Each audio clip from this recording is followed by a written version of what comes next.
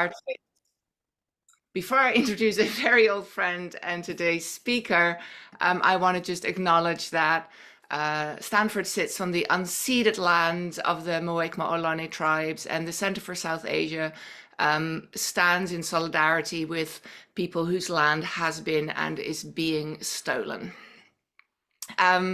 A very, very long time ago, I was at SOAS and I was studying Hindi and Sanskrit. And there I had the incredible pleasure and honor of being often in the same classroom as today's speaker. We're starting a little late, so I'm going to keep the introduction short so we can get to the actual talk. But Professor James Mallinson was a Sanskrit student with me. We both spent a lot of time in India, and then he became the Bowden Professor of Sanskrit at Oxford, and he still is. He has been studying yoga longer than I have known him, and is very well published in the field of yoga and Sanskrit.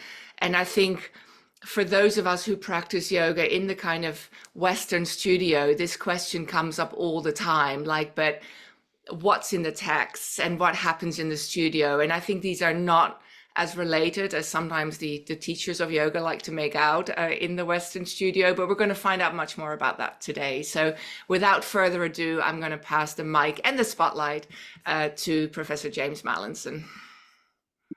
Okay, thank you very much, Lalita. You can, yeah, thanks very much for that introduction. Yeah, I don't know if it was my honor to share the classroom with you, I think. And it's great to be in touch again after so long. Right, I should try to share my screen. Sorry about the slight mess around with getting going. Now I've got something in the way. Here we go. Play. Okay, is there that it all? is. Perfect. Excellent. Okay, so what is the point of Sanskrit texts on physical yoga? Which is something, as Lalita mentioned, I've been studying yoga and Sanskrit texts on yoga for a very long time. So this is something that I have thought about a lot and continue to think about. But in recent years, I had a big research project, went for 5 or 6 years, starting in 2015, at the heart of which was editing 10 Sanskrit texts on physical yoga. And then I just finished another project. Well, I say finished. I realized research projects never actually finish because the money just stops, but you have to keep working on these things for a long time normally. But on the editing the Hatha Pradipika, which is one of probably the most influential text on physical yoga. So this question is often at the front of my mind. Okay, what I'm going to address this question in 2 ways, in fact. So first of all, why were they composed? This is, as I said, something I've been thinking about, considering for a great deal in recent years, but also sort of touching on what Lalita mentioned. What use are they now? Both as I'll address the question of as kind of practice manuals, but also what use are they to scholars? Why study them? Why are they helpful sources of historical information? Okay, so why were they composed is what I'm going to look at first of all. And what are they? What am I talking about? Well, the focus of my work has always really been my texture work, the period between about the 11th and 15th century. So I think I've got a slide now, listing probably the top 10. I could have made a list of probably 20, but these are the significant texts. Don't worry too much if it doesn't mean anything to you. I'm just showing you that there's quite a large corpus, and as I said, there could be more of these. So the first is a text called the Amrita Siddhi, which I published an edition of with my colleague Peter Daniel Santo a couple of years ago. Very interestingly, and I may return to that if I have time, we discovered in the process of editing that text from manuscripts that it was written by Buddhists. The remainder are what would now be subsumed under the term Hindu, but you can see from the tentative dating, really it's a sort of relative chronology. I think we can be reasonably certain Amrita Siddhi is 11th century. Hatha Pradipika, the last one, number 10, as I said, I've been working on a great deal recently, just more or less finished a critical edition of that with a German team. I'd say circa 1400, maybe a little bit later, but sort of maybe possibly early 15th century. So that's really the corpus I'm going to be talking about. Now, I think if I tried some fancy new moves with my slides, hopefully this will now, yes, so you can see that I'm just going to, the point I want to make here I did have a much more complicated slide, but it just became a mess. So I decided to simplify it. Is that these texts, they deal with fairly similar topics. They're some of them, the Amrita Siddhi, the Vivekamartanda sort of, Goraksha Shataka. Actually, that's probably it of these 10. They teach kind of coherent, single, I might even say simple methods of yoga practice. You know, they teach what today would be called a practice. The rest of them are kind of more complicated. They're striving for kind of comprehensiveness. They're more they're like compendia, so they're trying to teach everything that was part of yoga practice at the time. But yeah, as I said, the Amrita Siddhi Buddhist. Then I'm just going to quickly go through the remainder, just to show you the breadth of different religious philosophical traditions that they came from. So the Amarauga Shaiva, Hemachandra's Yoga Shastra, Jain, Vivekamartanda, Shaiva Kaula, probably comes from a bit further north, but in the Deccan region of south central India. So slightly different from the Amarauga's tradition. Dattatreya Yoga Shastra, sort of Vaishnava, not Shaiva, but kind of unorthodox Vaishnava, not like sort of strict Brahmanical tradition. Goraksha Shataka Shaiva Kaula, again, Vasishta Samhita, a more orthodox Vedic Vaishnava tradition than the Dattatreya Yoga Shastra. Yoga Bija Shaiva Kaula, Shiva Samhita, more a sort of Sri Vidya Vedantin mixture, as we see kind of still known today from the Sringeri Shankaracharyas, that sannyasi tradition. Then finally, the Hatha Pradipika, which I'm calling Proto-Veera Shaiva. I suspect Professor Fisher could potentially have me up on that, but it's certainly coming from the milieu in which the Veera Shaiva tradition developed. So the point I'm making there, lots of texts. These are all Sanskrit. There were actually a couple of non-Sanskrit texts around, but the vast majority of texts during this period teaching physical yoga practices were written in Sanskrit. Okay, so I don't want to go on too much. I have to stop myself from talking too much, but sorry, I'll go back to that previous slide. The Hatha Pradipika, and I probably won't say much more about it, but it's really primarily, at least half of it, more than half, is a compilation of verses primarily from these texts that precede it. And it sort of synthesizes them or brings them together. It's not 100% coherent, or it's pretty coherent, actually. But it then it brings together all the physical yoga practices that had been taught previously. And then the system that it develops, that it sets out, it sets the blueprint for all future yoga texts that are talking about physical yoga methods. So these 1, 2, 3, 4, these topics correspond to the 4 chapters as well. So the primary topic of the first chapter is asana, posture, with which yoga is most commonly associated today. The second chapter, kumbhaka, breath control, and it also has these shat karmas. It literally means sort of 6 actions. These are kind of therapeutic cleansing techniques. The other kumbhakas, there are eight different methods of breath control, different complex ways of breathing in and out. Chapter 3 has 10 mudras. So these are various physical methods for manipulating the vital energy, which actually by the time of the Hatha Pradipika, Kundalini becomes very important. So this idea of a coiled serpent goddess at the base of the central channel, but also they manipulate breath and the kind of sort of sexual fluids within the body, generative substances, which are also very important in this yoga practice. You'll notice I'm mainly saying physical yoga because not all of these texts call their practice Hatha yoga. But after the Hatha Pradipika, this word Hatha becomes kind of very widespread as the term for denoting physical yoga practice. And then the 4th chapter of the text doesn't really deal with physical practices anymore. It's more about meditation. It's kind of the Raja Yoga chapter, and it's kind of the higher level, what you're aiming for through your Hatha practice. And there are lots of things in that chapter, but the main topic is Nada Anusandhana. So Anusandhana, concentration on Nada, the internal sound.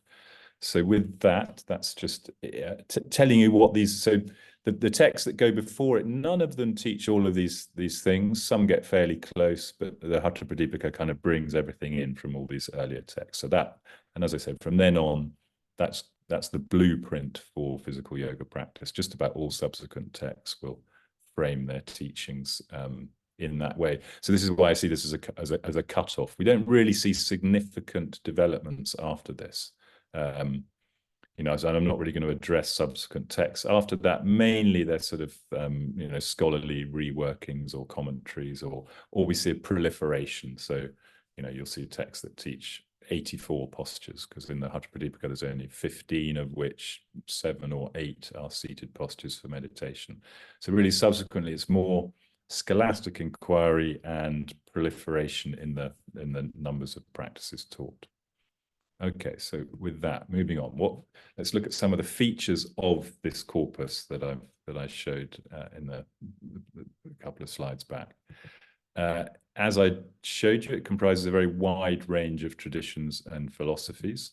There is rampant intertextuality. I'm not sure why I put rampant, but it really is. The texts hugely borrow from one another. One or two of them are unique compositions. Obviously, the Amrita Siddhi is the first one. Is a unique composition.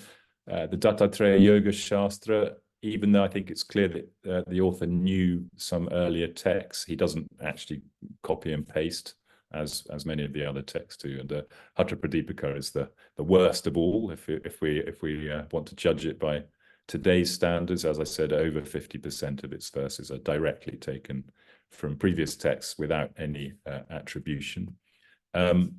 There is a lack of emphasis on sectarian affiliation, and I put here the absence of diksha. So diksha is the Sanskrit term for initiation. So we see a lot of similarities in terminology and in some philosophical concepts and so forth in these texts with what went on previously in tantric texts. But unlike those traditions where initiation into a particular text tradition is crucial for taking part or using its practices, we don't see that within these texts. I mean, there are plenty of clues, you know, the usual thing, they often open with obeisance to a certain deity or something, but then they don't really bang the drum of exclusivity or yeah, and as I said, they don't say that it's essential to be initiated into their traditions.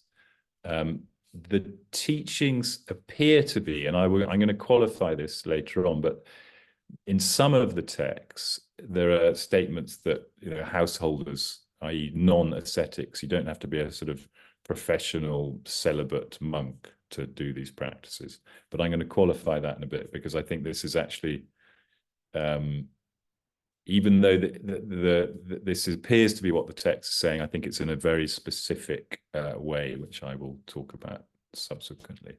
And finally, even though the traditions that the texts are associated with are often, among their members, there are practitioners of kind of extreme ascetic and tantric practices. These texts do not teach those, okay? So as a result of primarily these features, until recently, I say, so certainly at the start of the project I mentioned, this Hatha Yoga project that I ran from 2015 to 2021 in the end at SOAS. When I wrote the application for that, my thinking was along these lines, that this is what the corpus was about. I thought that the practices that are taught, which we don't find in any earlier texts, you know, none of these, so asanas, postures that are not seated positions for meditation, or these complex breathing methods, or these physical mudras, techniques for manipulating the vital energies, you know, such as inverting yourself, turning yourself upside down, that sort of thing. I thought, and I've, you know, in my PhD dissertation, for example, which was then published as a book, critical edition, about a text, of a text, which is about a practice called Khichdi Mudra, which involves turning the tongue back and, you know, tasting or drinking the nectar of immortality dripping from the top of the skull. I used to think that these practices were all ancient, and then for some reason, they get written down for the first time about 1,000 years ago. I now have changed my mind on that. I think they're new at this period, and I'll come back to that. So I used to think the texts are, for some reason, they've decided to codify these practices.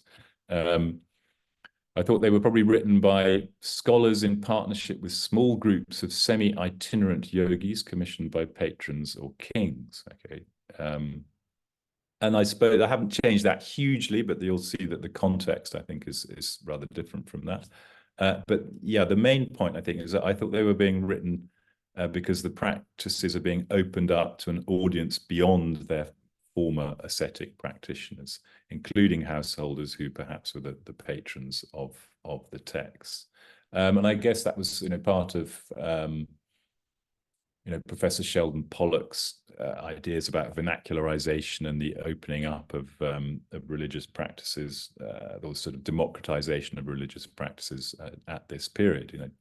Because this period of the 11th to 15th century coincides with the early vernacularization. So I thought perhaps this is something that's happening along the same lines. But I always had a few worries about this opening up hypothesis, this idea that the purpose of these texts was to teach these methods more broadly. Now, for the obvious point there is why Sanskrit. I mentioned that Sheldon Pollock talks about vernacularization during this period.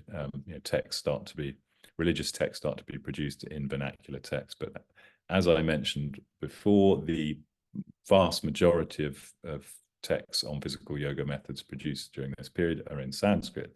If you're trying to open up teachings to a wider public, you don't write them in Sanskrit, because Sanskrit's very difficult and only a very small proportion of the population understand it. Why, if the texts are opening up the practice to householders, do we have basically zero evidence of householder practitioners of Hatha Yoga? Okay. I don't know of any mentions. I remember once coming across a reference to Mughal noblemen, pestering yogis for practices that would improve their virility or something. But really, we find very, very little evidence of non-professional renouncers, celibate ascetics practicing yoga. There's some in some southern Shaiva temple traditions, the priests who are householders are meant to practice yoga, but it seems that this was a sort of anomaly of the textual tradition, and that where they have done it in any way, they're really only paying lip service. So, I've been intrigued to know if anyone's got any other evidence, but as far as I'm aware, there's almost no pre-modern evidence of householder practitioners of Hatha Yoga. Why also do these texts contain prohibitions against the use of fire and also against associating with women? Okay, if they're opening up to everyone, why would they say don't hang out with women? This is the word is sevate, I think is quite common, seva, so kind of frequenting or spending time with women. When we know, and I've got a couple of images here. So we know from statuary, and also this is rather sort of cryptically depicting a story that we find in a Marathi text called the the Lila Charitra, also from this period, 13th century Deccan, about a sexual battle between the Kanhapa, who's a male yogi, and Bahudi is a female yogini. Probably using this technique called Bajroli, which is taught in some of these Hatha Yoga texts. And in fact, in the context of that practice, female practitioners are mentioned. And we know from a later period as well, a few centuries later, from Mughal miniatures, we do get quite a few Mughal era depictions of female practitioners, of female yoginis. Another point I will make is, not really part of what I'm saying, but I think it's of interest, is that we have no pre-modern evidence of women practicing yoga postures, the kind of what I would call body positive, sort of body cultivating yoga postures. Here, what we see here in this image, and I think I've got a close-up, what we see here with the woman who's leaning on a swing, that signifies that she's performing tapasya, nowadays known as Kardeswari. which means you never sit down. So she would lean on that through the night, and she'll be standing up all the time for years on end. The other women we see in the image, this one presumably is some sort of tantric yogini with her long jata, although most of them have got jata, I think, but the yoga pata and the black gown and the necklaces and the hookah and so forth. So we know that there were female yoginis, yet these texts are saying don't spend time with women. So they're clearly not aimed at women. And also there's this prohibition against the use of fire, which I always found rather confusing, particularly, anyone who's traveled in India and spent any time with itinerant yogis and holy men in India will know that they spend most of their time sitting by fires. And here's an image of some Nath yogis from the British Library, probably late 16th century, I would say. There's no date on it, and you'll see they are depicted as this rather strange depiction of a fire here, what nowadays is called the dhuni fire. So why do we get these prohibitions against fire and women in the text? So now I think my next slide is going to sort of summarize what I now think about these texts. So firstly, as I mentioned, I think these hatha techniques are innovations. Okay, there is no evidence of any kind whatsoever prior to about 1,000 years ago of body positive techniques, physical methods of yoga. We see these methods that are associated with tapas, that mortify the body, that are meant to be sort of rigorous on the body, that kind of subject the body. That they go way back. They go back, 500 BC. We get, and possibly even in the Atharva Veda, we get mentions of these. But something new seems to happen about 1,000 years ago. There's no evidence in statuary, in travelers' reports, texts, or anything. Okay, so that's quite a good reason to start writing things down. If these things are new and people are doing them, then you'd want to write them down. Another surprising discovery, which I wasn't expecting at all before I started that big project, was that these texts, well, actually, in that top 10 I gave you, I think they're all from the Deccan or further south. There's one anomalous text called the Amarauga Shasana, but we have no evidence for it prior to the 16th century, actually, but that's clearly from the north.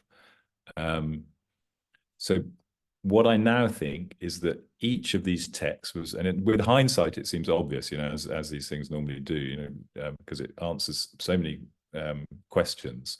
I think they were all compositions actually of monastic institutions. And it's during this period that monasteries in India, and particularly in the Deccan and South India, really began to flourish and became extremely important, became very powerful. So I think each of these, the monastic traditions, monastic institutions from each of the different philosophical religious traditions that I mentioned earlier, they wanted to create their own texts on this new notion, this new practice of physical yoga.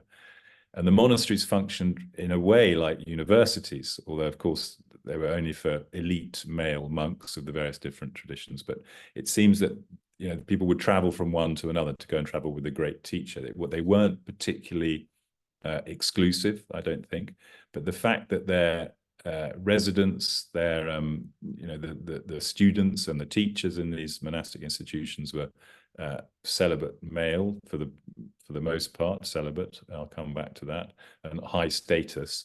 That explains why there's no women. With the practitioners are advised or told not to associate with women. And also, I'm not totally sure about this fire thing, but of course within Orthodox Brahmanical traditions, the ascetics, renouncers, are told to renounce fire. So I suspect that it's part of that.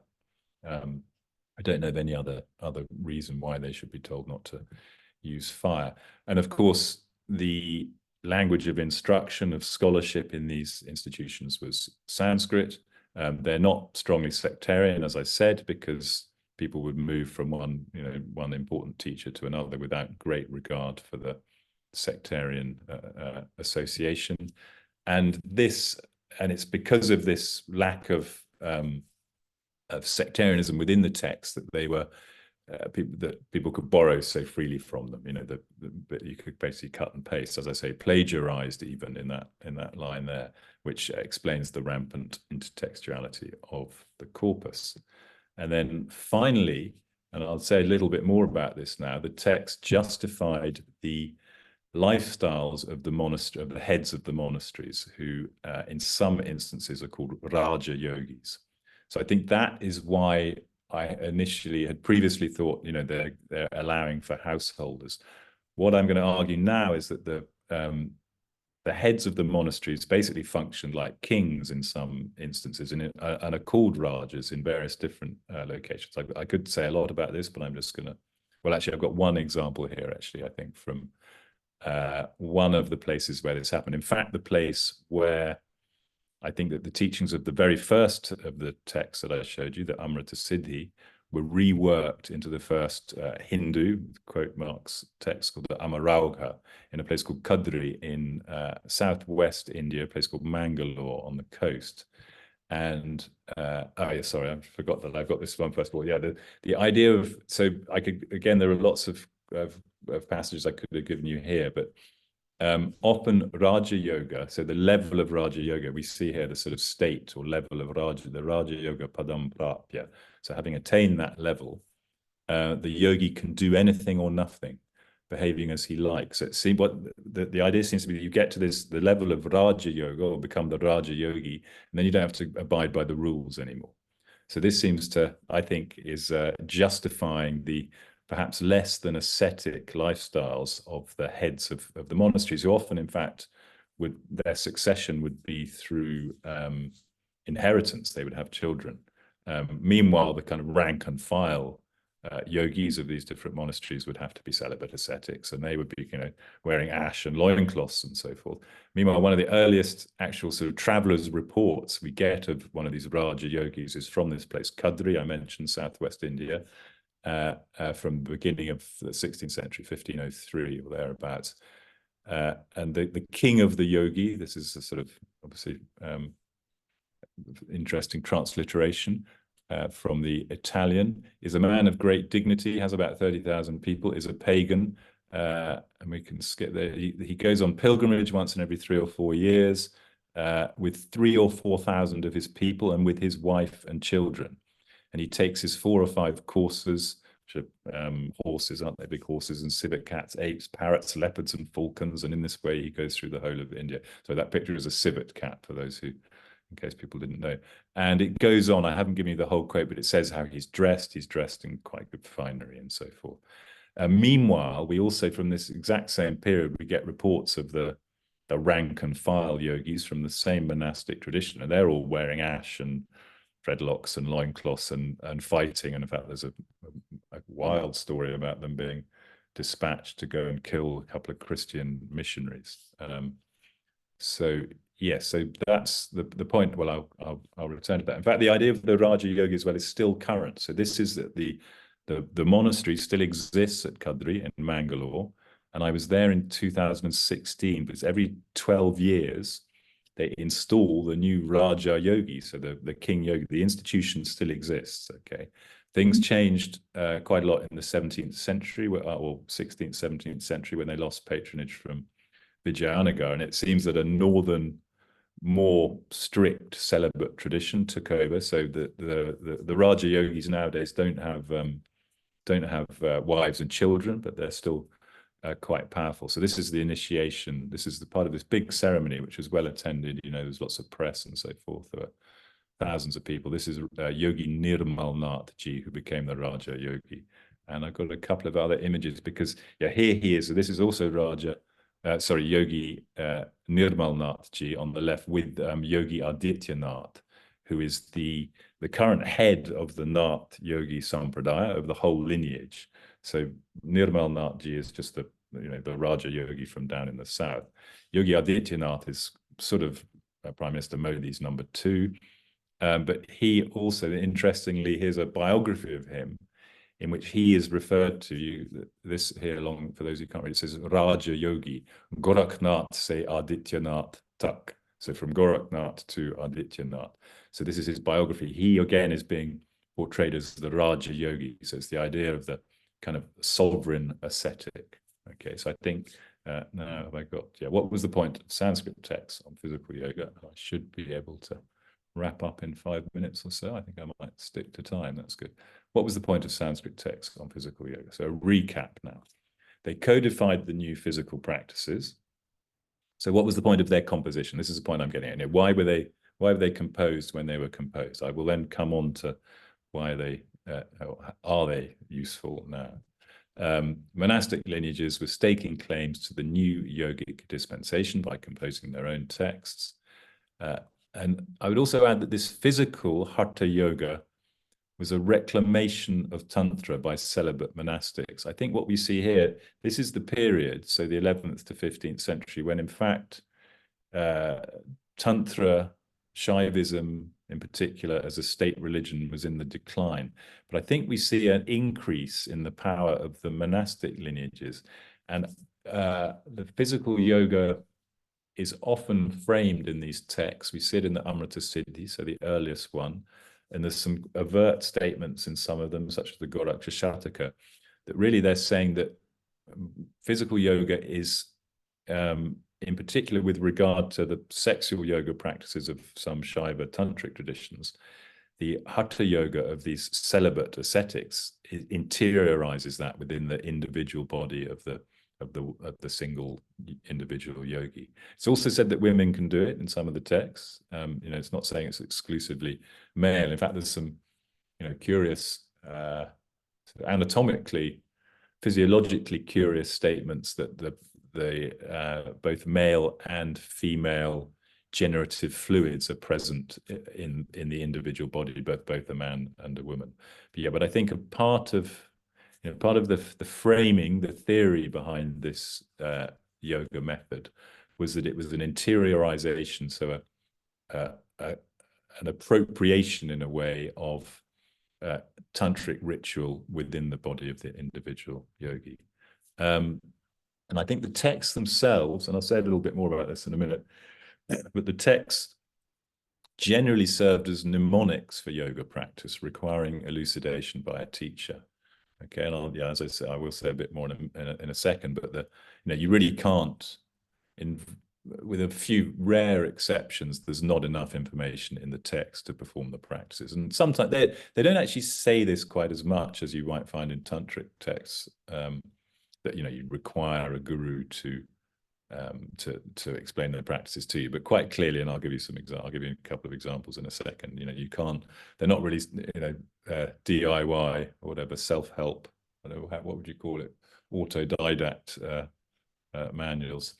And they justified, as I've just mentioned, they justified the less than ascetic lifestyles of some Raja yogis. I know that in some sort of theorization of reasons for textual production, the notion of justification is not always seen as a likely reason, but here it does seem to me that there's something going on, of these regular claims that Raja Yoga allows you not to follow the rules anymore. Okay, so what was the point? That's what I think the point of the composition of these texts was, and what use are Sanskrit texts on physical yoga now? So going back to what Lalita was saying in her introduction, how, if you're a yoga practitioner today, how might you use these texts? And as I just said, they're not very useful as practice manuals, and that's not just because you aren't a high status male ascetic. Many of them, e.g. the Dattatreya Yoga Shastra, Shiva Samhita, and Hatha Pradipika, strive to be comprehensive. So they list all the practices that their authors were aware of without teaching a specific practice regime. Okay, there's no clear-cut instruction for how you should do the practice each day. There are some, such as the Amrita Siddhi and the Goraksha Shataka that I mentioned, that do teach coherent practice systems. But in all the texts, the techniques are often obscure they require the explanation of a teacher. And I think a really sort of quite amusing example is a practice called Shakti Chalana, which is taught in this text, the Goraksha Shataka, which I've finished editing, and it's been sitting on my computer about 2 or 3 years because I haven't got around to finally publishing it. But I did publish a translation of it more than 10 years ago based on a single manuscript. And looking into it then, one of the key practices in the text is called Shakti Chalana, and then it's a specific, so Shakti Chalana, the idea is, Chalana means stimulating or literally making move. Shakti is understood as the goddess, i.e. Kundalini. And So Kundalini is at the base of the central channel, and then the technique is then called, the technique of making this happen is called Saraswati Chalana. Okay, Saraswati, and Saraswati is not really identified within the text, but there are various reasons why we can be very confident that it refers to the tongue. Okay, and the idea is that it says in the text, you get a dry cloth and you wrap the tongue in the cloth, and then you keep yanking on the tongue, and then the idea is that there's a channel connecting the tongue all the way with the central channel all the way down to the base of Kundalini. That pulls up the base of the channel, and that allows the prana, the breath, to go in and helps to stimulate Saraswati. But in the transmission of the text, it's not clear in the text. It's not stated explicitly. I mean, Saraswati is the goddess of speech, so there's a kind of quite a good giveaway there. But subsequent texts don't understand this, and then I think you'll find in some modern yoga traditions, they read this description. They don't understand what to do with the cloth. They know it's to do with stimulating Kundalini. So you'll get people wrapping cloths around their navel, around their midriffs, and then somehow trying to stimulate Kundalini that way, maybe churning the stomach. So I think that's a sort of a warning against trying to do things directly from the text. And then also asanas, and I'm only going to give you one example here. I could have given you plenty from the Hatha Pradipika. It's generally pretty much, I mean, some of them are fairly clear, but often it's pretty much impossible to work out what exactly a text is teaching by way of a posture from the descriptions are there. I've had some fun. Mark Singleton and I did it a couple of times, what we called embodied philology, and we'd read out translations like this to a room full of students with their yoga mats, and a bit like that game Twister, where you put your limbs in different places, and everyone would end up in completely different postures. And in fact, yes, I was trying to find an image that matches exactly this translation, searching on Google and so forth, and I couldn't find one. I think it's trying to say, look like this. This is an image of Matsyendranath. Matsyendra means Lord of the Fishes. He's always shown sitting on a fish, so he's always sort of twisted like that. And I think that's the reason why the posture takes the form that it does. But really, yes, the point is you need a guru to explain to you how to do it. And then finally, this is, oh gosh, we only got 15 minutes left. Well, I haven't got this is my last slide, I think. What use of Sanskrit texts on physical yoga for scholars and students? First of all, philology is fun, in particular with yoga texts. I've been doing it for more than 30 years, so I like working with manuscripts and trying to work out what texts say. And texts on yoga are particularly productive. And like any kind of philology, you need to really know the context. You need to try to find out as much as you can about the context of the production of the text in order to be able to edit it decently. Okay, but I think yoga texts are particularly fertile for that kind of philology. They are useful historically because, as I say, whether or not you believe my contention that physical yoga is only 1,000 years old, they are certainly our oldest evidence. Okay, we do start to get statuary from about the early 13th century. We start to see, balancing postures and so forth in statues. I made a lucky discovery with a colleague about 5 years ago of the oldest known such statues. But the texts go back at least 100, possibly 200 years before then. So, they're very much our first evidence of these practices. They also do record there are quite a lot of practices in these texts that are no longer used.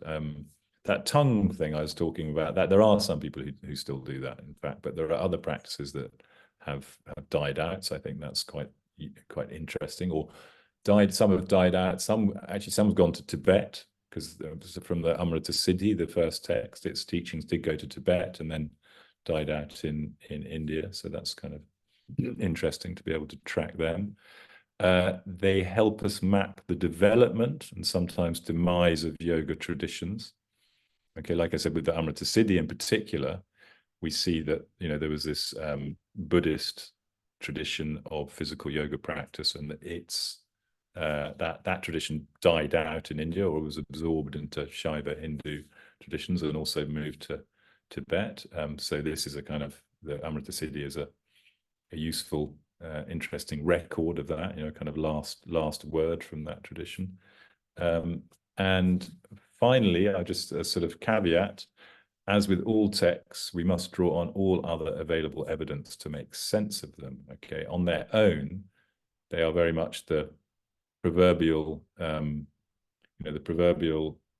sort of scornful statement about Brahmins in India of being frogs in a well, thinking that your view of the sky is you're seeing the whole universe, the whole world, but in fact you're just getting a very partial view. And we must remember that with these texts. I mean, and a great example of that, a great indicator of that, is that we see in a lot of statuary that depicts yoga practice, we see plenty of asanas, postures, and positions that are not recorded in any text. So that's clear evidence that there was lots more going on than we find in our texts. But I hope I've convinced you that they're still interesting, fun, and useful to read. So I will stop there, and hopefully we've left a bit of time for some questions.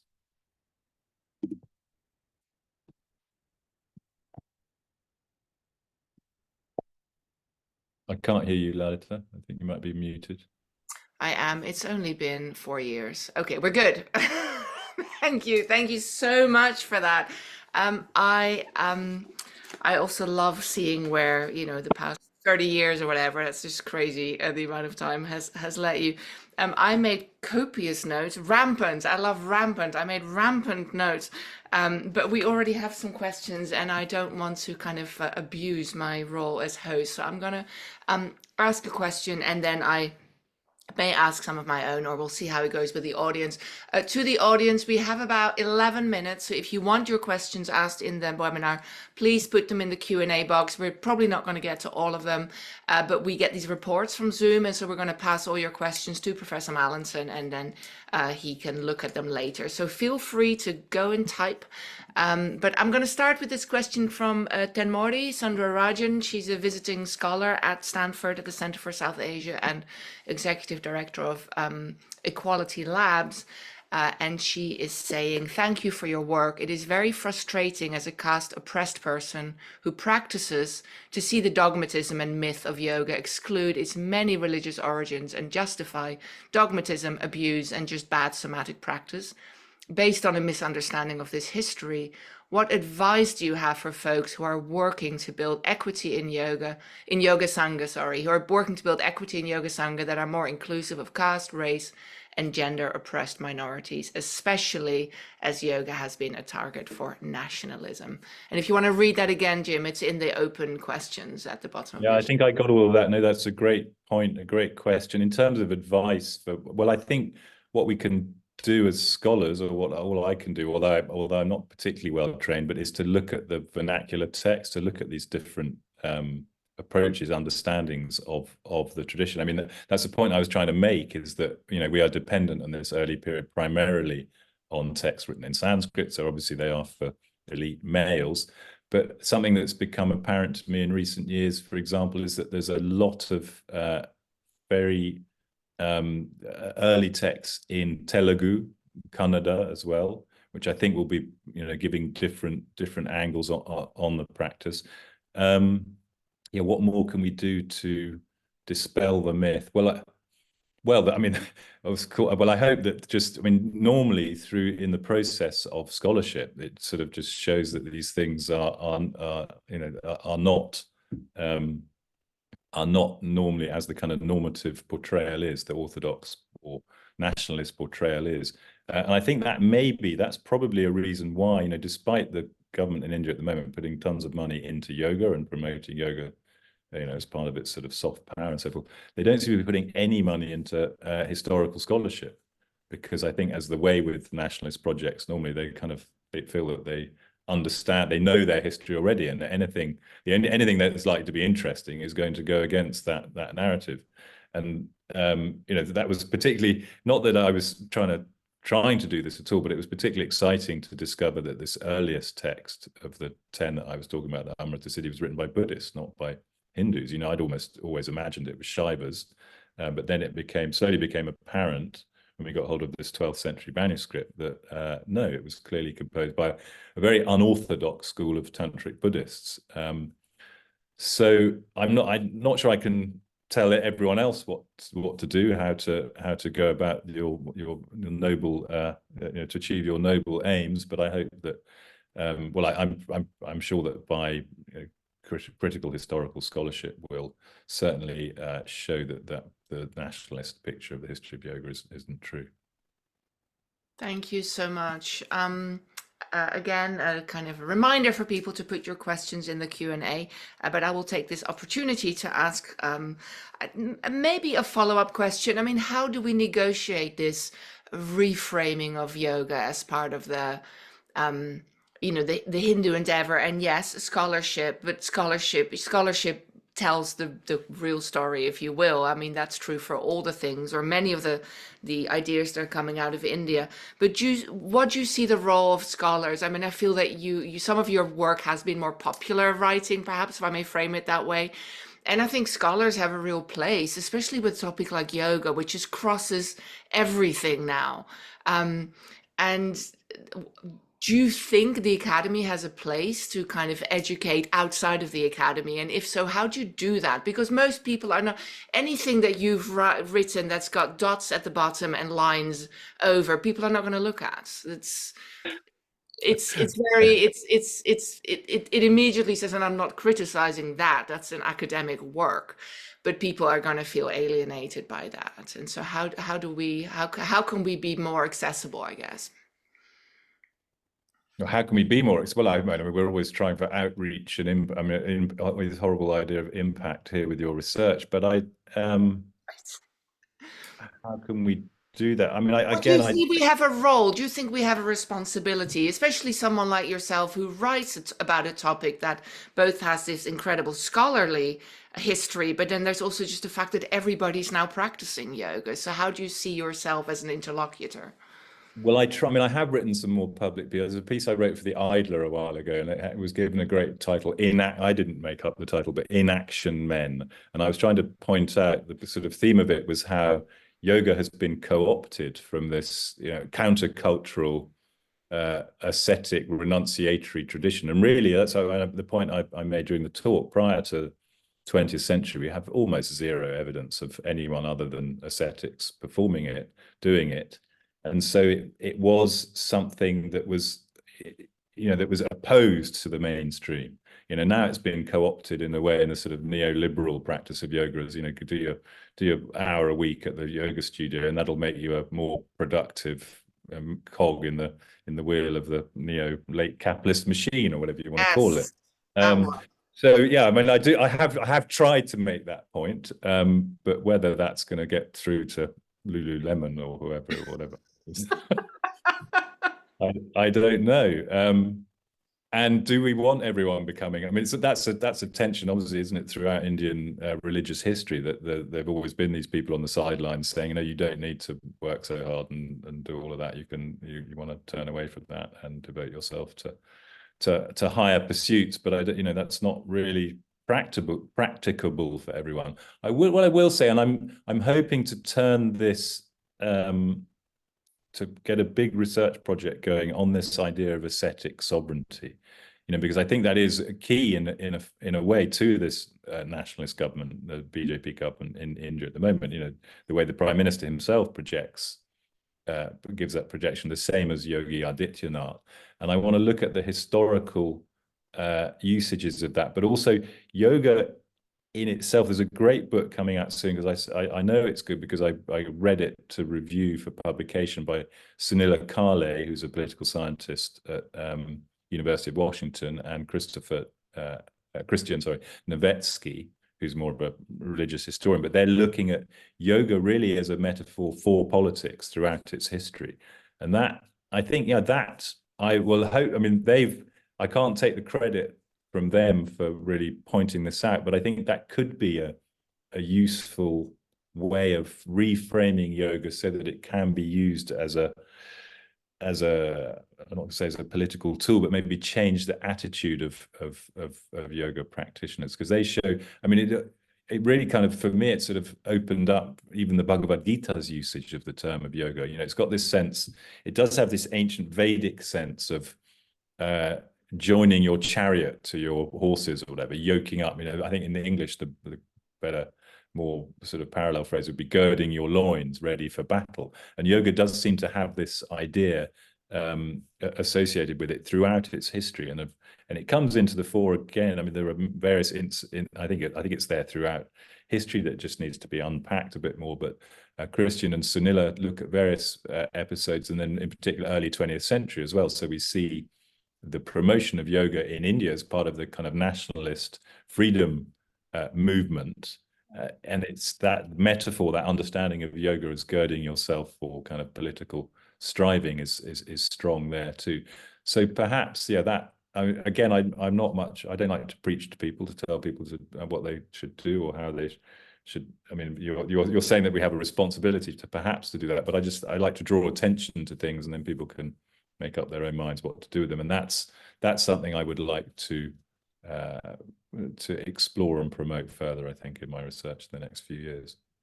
I love that you're plugging Sunil and Christian's book. I will let them know that happened. That's fantastic, and maybe we can bring them along, or maybe there'll be a place where you can all be in conversation with each other, maybe at the Madison conference, because that sounds amazing.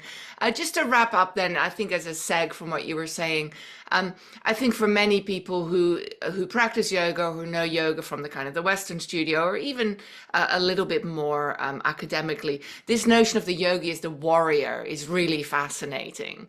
And you've alluded to how Christian and Sunil may write about this, but can you say a little bit more? Because in many ways, it makes sense if you've been practicing yoga in the kind of Indian tradition for a long time. But I think to a lot of people, it will make no sense at all, because yoga is so connected to chamomile tea and being peaceful.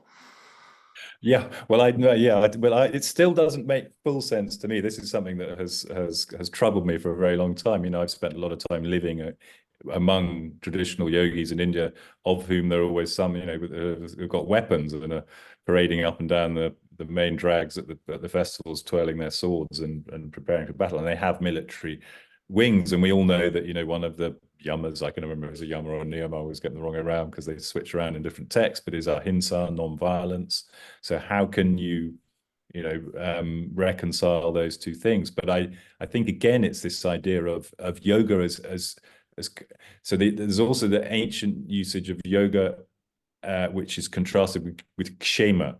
So it seems to be this idea of yoga is when it's kind of a seasonal thing, that you would you go out expanding your territory for sort of half of the year, and then kshema would be when you kind of consolidate and don't go, you know, and then get ready to build up your strength for going out and conquering more.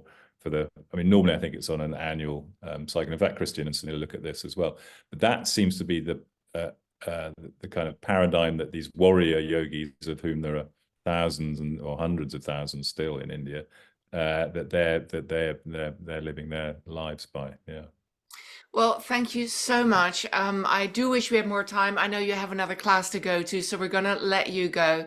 I want to thank the Department for Religious Studies for co-sponsoring this talk, Professor Elaine Fisher for masterminding it, Manar for Kinnear for doing all the tech behind the scenes and playing a little bit of TM Krishna's Ashoka Edicts. And thank you all for coming. Thank you. Really great to see you again, Jim. Thank you, Lalita. So do I quit this one? Just quit. You can. Great, I'll leave. All right. All right. Well, I hope we see each other in person soon.